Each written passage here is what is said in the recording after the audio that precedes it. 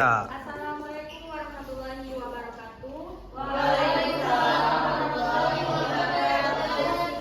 Sebelumnya terima kasih kepada dosen pengampu kita Bunda Yusra MPD dan Bapak Ade Bayu Saputra MPD dan teman-teman sekalian yang telah hadir pada presentasi kami hari ini.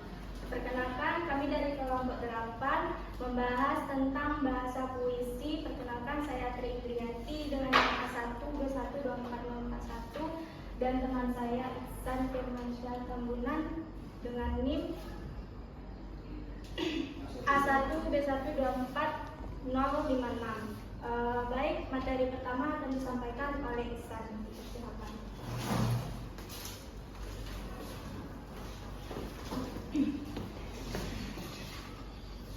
Baiklah, di sini saya akan membahas tentang bahasa puisi. Bahasa puisi adalah sebagai salah satu unsur dalam bangun struktur karya memiliki bagian-bagian antara lain. Yang pertama ada diksi, berikutnya ada ketatabahasaan, yang ketiga ada sarana retorika, dan yang terakhir citraan. Berikutnya saya akan menjelaskan tentang diksi. Diksi menurut Mustaqim, diksi merupakan proses pemilihan kata yang tepat, mengungkapkan gagasan secara tepat dan benar. Berikutnya ada jenis-jenis diksi. Diksi terbagi menjadi 4. Yang pertama ada diksi formal. Diksi formal adalah kata-kata formal digunakan dalam situasi formal. Contohnya seperti konferensi pers dan presentasi. Yang kedua ada diksi informal, menggunakan kata-kata dan percakapan informal seperti menulis atau berbicara dengan teman-teman. Yang ketiga ada diksi bahasa sehari-hari, menggunakan kata-kata umum dalam percakapan sehari-hari yang mungkin berbeda di berbagai daerah atau komunitas. Dan yang terakhir ada diksi bahasa gaul atau slang, menggunakan kata-kata yang baru saja diciptakan atau bahkan tidak sopan. Berikutnya ada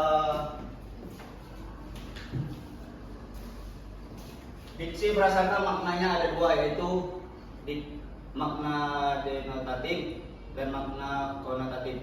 Diksi berdasarkan leksikal ada 7, yaitu sinonim, antonim, homonim, homofon, homograf, polisemi, hipernim, dan hiponim.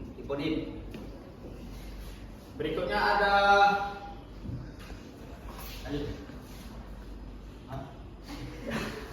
bedanya ketatabahasaan. Ketatabahasaan adalah hal yang berhubungan dengan tata bahasa. Ketatabahasaan berasal dari kata dasar tata bahasa.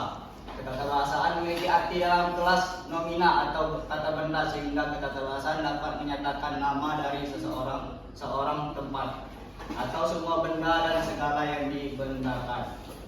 Berikutnya ada faktor yang mempengaruhi ketatabahasaan. Menurut Hairil Anwar, faktor yang mempengaruhi ketatabahasaan terbagi menjadi 3. Yang pertama pemilikan kata, yang kedua penghilangan imbuhan, yang ketiga penyimpangan struktur sintaksis. Sedangkan menurut Sutarji terbagi menjadi 5. Yang pertama penghapusan tanda baca, yang kedua penggabungan 2 kata disalbi, yang ketiga penghilangan imbuhan, yang keempat pemutusan kata, dan yang kelima pembentukan jenis kata.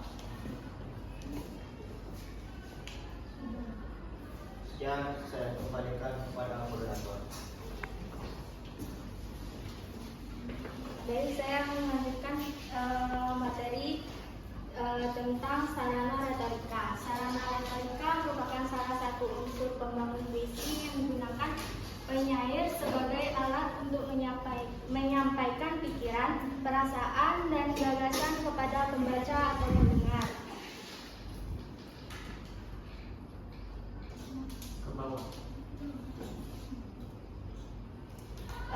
Adapun jenis-jenis sarana retorika, yang pertama hiperbola, yang mana hiperbola adalah sarana retorika yang menyatakan sesuatu secara berlebih-lebihan. Misalnya tuh sinar mentari di siang hari ini membakar tubuhku.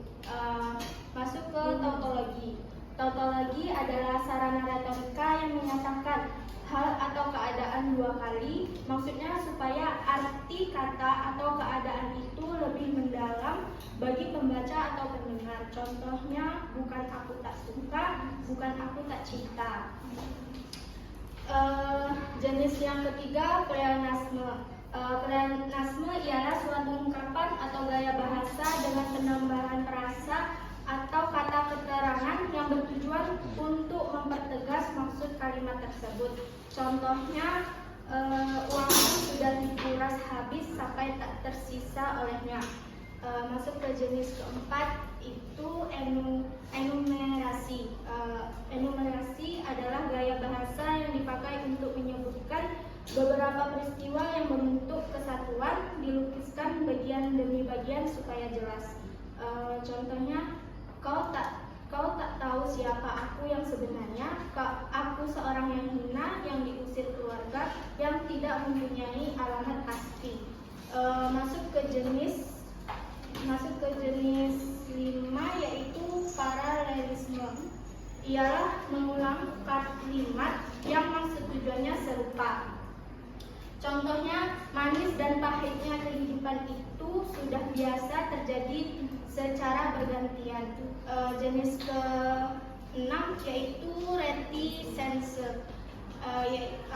Reticence adalah sarana ini mempergunakan titik-titik banyak untuk mengganti perasaan yang tak terungkap. Penyair romantik banyak mempergunakan sarana retorika ini, lebih-lebih sajak romantik remaja banyak menggunakannya. Masuk jenis yang terakhir ialah paradoks. Paradoks adalah sarana retorika yang menyatakan sesuatu yang berlawanan, tetapi sebetulnya tidak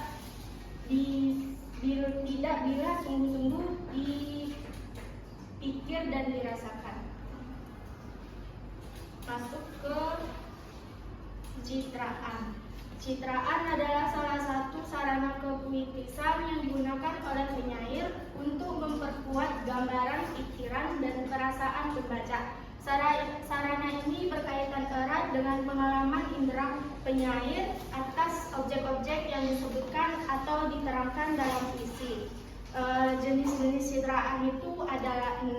Yang pertama, citraan penglihatan atau visual imagery. Kedua, citraan pendengaran atau auditory imagery. Ketiga, citraan peradaban atau tekstil imagery. Keempat, ada citraan penciuman atau olfactory imagery. Yang kelima, citraan pencecapan atau gustatory imagery. Dan yang terakhir, citraan gerak atau kinesthetic imagery. Jenis citraan penglihatan visual imagery ini adalah citraan yang ditimbulkan oleh indera penglihatan indera penglihatan seperti mata. Yang kedua itu citra pendengaran, adalah citra yang dihasilkan dengan menyebutkan atau menguraikan bunyi suara, misalnya dengan munculnya diksi sunyi, tembang, dendang, dentum, dan sebagainya. Yang ketiga, citraan peradaban atau tekstil imagery. Citraan ini adalah citraan yang dapat dirasakan oleh indera peradaban atau seperti kulit. Keempat, citraan penciuman atau olfactory imagery ialah citraan yang berhubungan dengan kesan atau gambaran yang dihasilkan oleh indera penciuman. Citraan yang kelima yaitu citraan pencecapan, adalah citraan yang berhubungan dengan kesan atau gambaran yang dihasilkan oleh indera pencecap. Dan yang terakhir, citraan gerak. Citraan gerak adalah gambaran tentang sesuatu yang seolah-olah dapat digerak.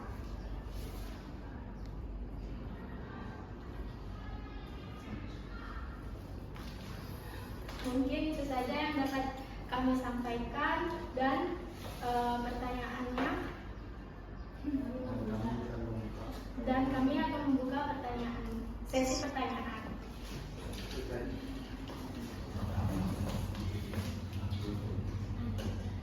Adakah yang mau bertanya?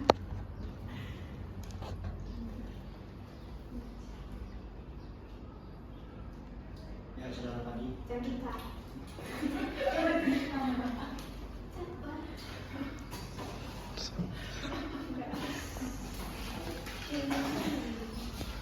Pengalaman saya pengeluaran semula dalam lima satu di 124 tahun 2003, saya mau bertanya bagaimana strategi dalam membentuk citra penulis atau pembicara di mata audiens.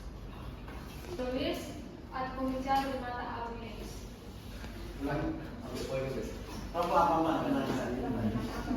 Bagaimana strategi dalam membentuk citra penulis atau pembicara di mata audiens. Dalam membentuk citraan. Citra penulis atau pembicara.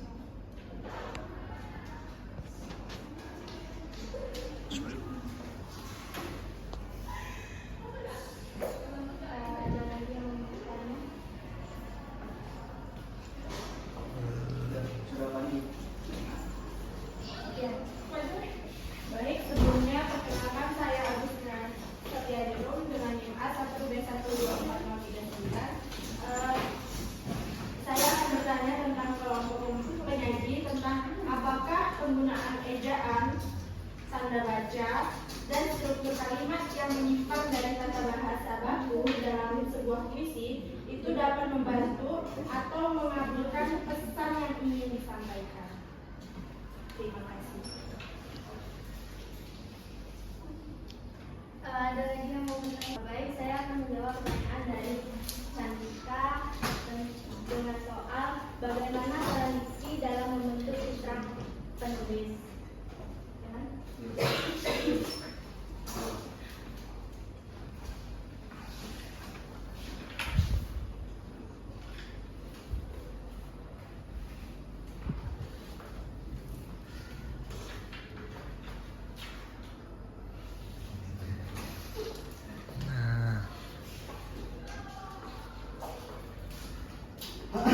Nah, jadi peran diksi tersebut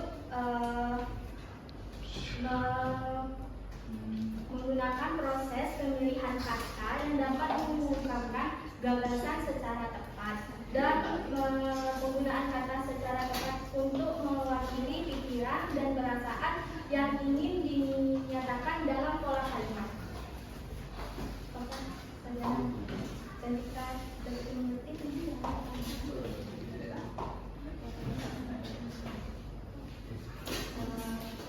Pertanyaan selanjutnya akan dijawab oleh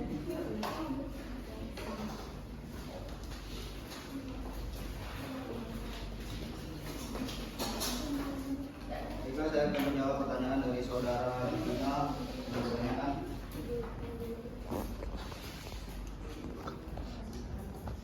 apakah penggunaan ejaan tanda baca dan struktur kalimat yang menyimpang dari tata bahasa baku dalam puisi membantu atau mengaburkan pesan yang ingin disampaikan?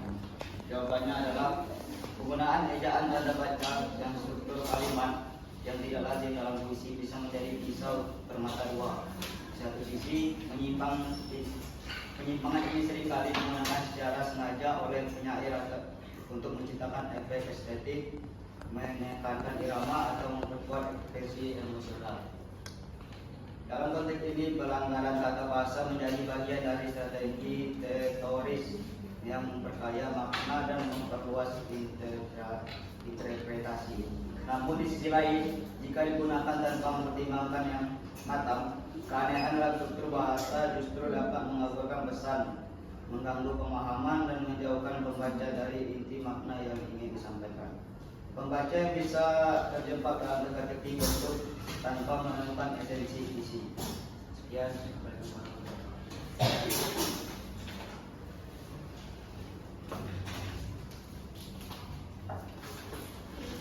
Terima kasih, pertanyaan telah disampaikan dan terakhir pula sesi tanya jawab dan sesi menjelaskan materi yang telah disampaikan oleh kelompok 8. Itu saja yang bisa kami sampaikan. Terima kasih. Wassalamualaikum warahmatullahi wabarakatuh. Waalaikumsalam.